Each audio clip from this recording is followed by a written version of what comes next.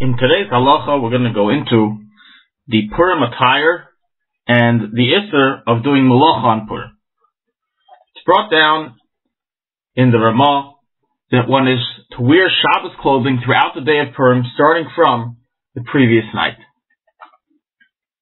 The importance of wearing Shabbos clothing on Purim is emphasized in the story with the tzaddik of Zichlin of Shmuel Abba, of which there was once a man in his community that did not wear Shabbos clothing on Purim, and would say that fever is not an illness and Purim is not a holiday.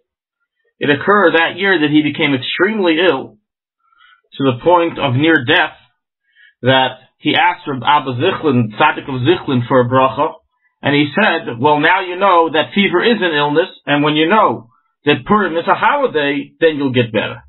And the next Purim, he came in Shabbos clothing like everyone else, and that is when he was completely healed. It's an accepted custom to wear costumes on Purim.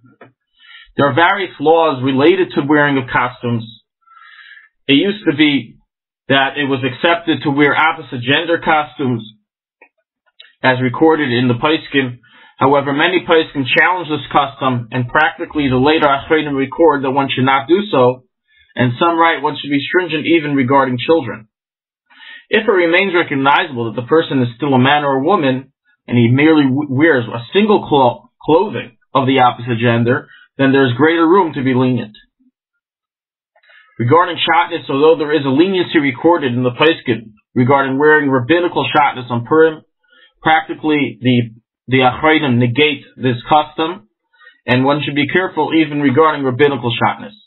It's important to note that many of the army costumes or other costumes that are sewn in Europe do contain even biblical shatnez, and one must check for this matter. The Rebbe stated in a Fabregan that it's a custom amongst children, Minhag Yisrael, that children wear crowns on Purim, and those who do so are blessed.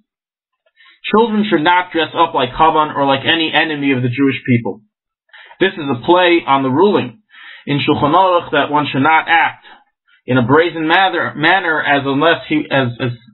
lest he will become brazen even in an area not of Avodas Hashem. Many have the custom of doing a Purim play, a Purim spiel on Purim, in which they mock others, especially the evildoers that appeared throughout our history. However, as recorded in Paiskim, one should be very careful not to shame or embarrass any other person. There are various stories recorded over the power of Purim plays and how this actually affected the decisions and decrees made by the government in those countries. Melacha on Purim. From the letter of the law, there is no prohibition in doing work on Purim. However, the accepted custom is to refrain from work on Purim, and one who does work on Purim will therefore not see a blessing from that work. The custom of not doing work on Purim applies each day of Purim for its country, meaning in outside of Jerusalem it applies only on the 14th, and inside Jerusalem it applies only on the 15th. What is the definition of melacha, of work that is not allowed to be done on Purim? So the definition of work is any action which takes a lot of one's attention and removes one's mind from the simcha of Purim. Thus, any action that doesn't take much concentration is permitted to be done. Based on the above, it's permitted to write a letter to a friend or jot down debts and the like. When they write halachic rulings, when they buy and sell on Purim, being that this is considered a joyous activity. All mitzvah-related actions are permitted to be done.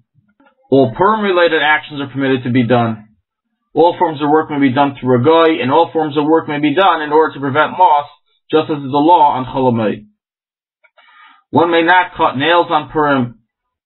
This year in Jerusalem, there are those that permit cutting nails on Erev Shabbos for those that do every Erev Shabbos as one is doing a mitzvah. Regarding cutting hair, it's debated in Paiskim whether it's allowed to cut hair on Purim. Laundry is forbidden to be done on Purim. Sewing is forbidden to be done on Purim. And any work of that type that can take much concentration from the person is forbidden to be done. This prohibition applies on the day of Purim itself. Some opinions say it only applies starting from the morning of Purim and not in the night, while others hold that it applies equally for both the morning and night of Purim.